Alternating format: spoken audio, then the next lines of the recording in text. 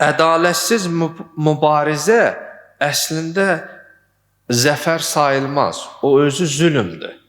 Əgər bir cəmiyyətlə, bir qövmlə, bir millətlə, xalqla ədalətsizcəsinə davranmış olarsa bir kəs, əslində onlara zülm etmiş olar.